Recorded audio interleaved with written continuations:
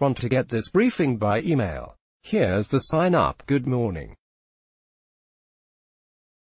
We're covering a dramatic finale to the longest session of the British Parliament in modern history, where Prime Minister Boris Johnson got almost nothing he wanted. We also look at Moscow election results and why Tina Turner is thriving in retirement. Image: Prime Minister Boris Johnson of Britain speaking in Dublin on Monday. Creditful Noble, Reuters. Boris Johnson's last-ditch election plan fails Monday was the end of one of the most abysmal starts any British leader has ever endured. Prime Minister Boris Johnson's plan to bolster support in his thinning Conservative Party with a general election was voted down late Monday. Parliament's push to avert a no-deal Brexit became law, and lawmakers also voted to force the publication of secret emails about Mr. Johnson's plans. If Mr. Johnson had thought he could outfox Parliament by suspending it, sidelining lawmakers at a critical moment in the Brexit debate, he ended up being outmaneuvered. What's next? There has been talk that Mr. Johnson might defy the law and refuse to ask Brussels for an extension. This could lead to a messy court battle or even jail time. Parliament is now suspended until mid-October. Related, the resignation of John Bercow, the colourful House of Commons Speaker known for his antiquarian language, should have been a relief, but it was timed such that his replacement would be chosen by the current Parliament, packed with Mr. Johnson's opponents. Image: President Vladimir Putin of Russia casting his vote in Moscow City Council elections on Sunday.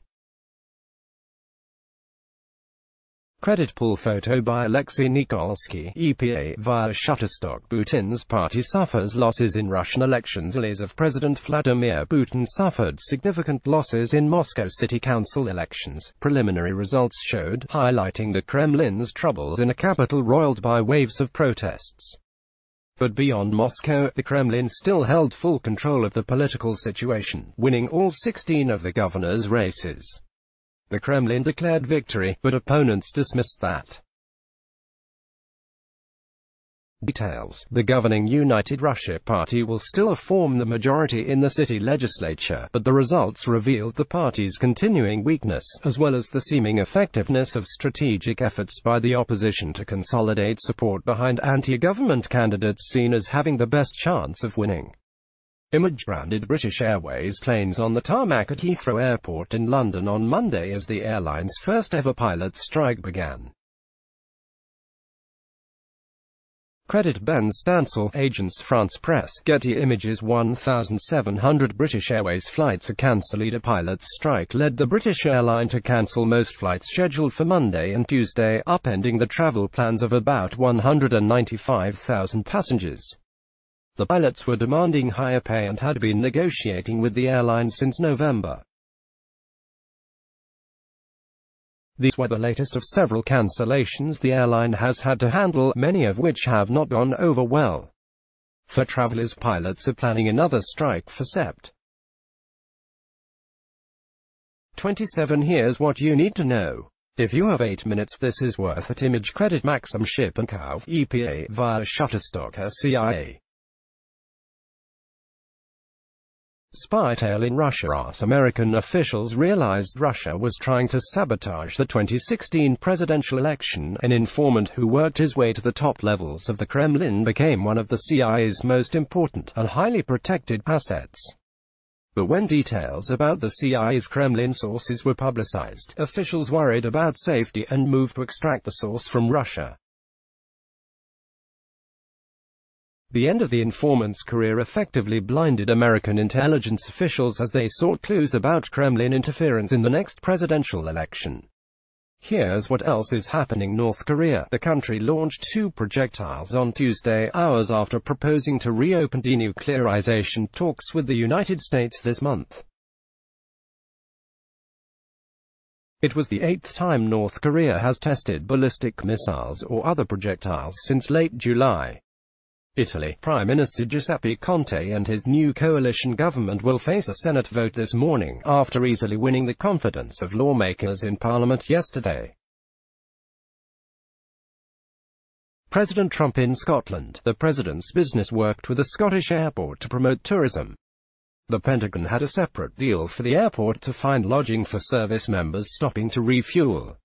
Now, those intersecting storylines raise ethics questions around Mr. Trump. Germany, the appointment of Stefan Jaksch, a neo-Nazi party official, as the district mayor of Waldseelung drew widespread condemnation. No one else had wanted the job, and now local representatives are scrambling to reverse the vote. Iranian oil tanker. Western nations had tried to prevent a tanker, the Adrian Darya 1, from delivering 2.1 million barrels of oil to President Bashar al-Assad's government in Syria. It was seen near Syria, and it unloaded its cargo, but it is unclear where the oil went. Image credit Charlie Gates for the New York Times. Snapshot above. Tina Turner, 79. She became a star with Ike Turner in her 20s, escaped his abuse in her 30s, fought her way up the pop charts in her 40s and toured the world through her 60s. Now she is ready to relax in her Swiss chateau.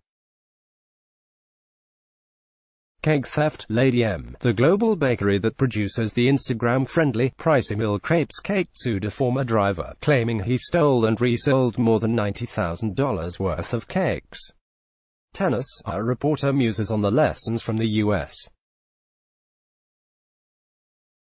Open and, more broadly, the logic-defying dominance of the sport's big three, Rafael Nadal, Novak Djokovic and Roger Federer. What we're watching. This video from the Missouri Farm Bureau. Anna Swanson, our trade reporter based in Washington, calls it a triumph of low-budget production and farmers' stance aimed at passing the revised U.S. trade deal with Canada and Mexico. Now, a break from the news. Image credit Julia Gartland for the New York Times. Cooked turkey chili is healthy and can be ready in about a half hour. Our 5 weeknight dishes newsletter has more recommendations. Go kayaking in the Spreewald, a wooded moorland that UNESCO designated a protected biosphere reserve, is an easy train trip away from Berlin. Watch. It took 5 years and 28 people to create the track I Am I, one of Bon Iver's latest. See the latest episode in our Diary of a Song series. Listen, Welcome to the Party by Pop Smoke became one of hip-hop's songs of the summer, but the 20-year-old artist with a throwback New York vibe is just getting started. Smarter living. Sometimes we all need an honorary auntie. Many children are lucky to have involved extended family, but if they don't, they still deserve to have special, supportive people in their lives. And guess what? Skincare masks aren't just for faces anymore. They are also for your derriere. And now for the backstory on the NBA. Logo. Jerry West, the former Los Angeles Lakers star, was awarded the Medal of Freedom in a White House ceremony last week, the second retired basketball star President Trump has honored. Mr. Trump simply called him Jerry, but around the NBA, he's universally known as the Logard. In 1969, J. Walter Kennedy, the NBA's commissioner, asked a brand consultant, Alan Siegel, to come up with a new logo modeled after Major League Baseball's minimalist red and blue one. Mr. Siegel combed through the Sport magazine photo archive and seized on a photo of Mr. West dribbling. He traced it. Images see the resemblance. Credits Jeevan Lam. Reuters. 50 years later, the result endures, though the NBA has never acknowledged it, possibly to avoid having to pay the player royalties. Emma West, who boasts one NBA championship as a player and 8 as an executive, would really prefer not to have the attention, or the Logard. It's flattering, he said on ESPN a couple of years ago. But if I were the NBA, I would be embarrassed about it. I really would. That's it for this briefing. A correction. Monday's morning briefing misstated the discovery date of the spread made of yeast extract that was later produced as Marmite. It was in the 1800s, not 1902. See you next time. Melina. Thank you to Mark Josephson and Eleanor Stanford for the break from the news. Kevin Draper, our sports business reporter, wrote today's backstory. You can reach the team at briefing@nytimes.com. P.S. We're listening to The Daily. Our latest episode is about the challenges facing Prime Minister Boris Johnson of Britain. Here's today's mini crossword puzzle, and a clue. Music genre characterized by guitar on the offbeat, 3 letters. You can find all our puzzles here. Jodie Cantu and Megan Twohey, both Times reporters, appeared on the CBS show Sunday morning to discuss their new book about Harvey Weinstein, she said, breaking the sexual harassment story that helped ignite a movement. Let's block ads. Why?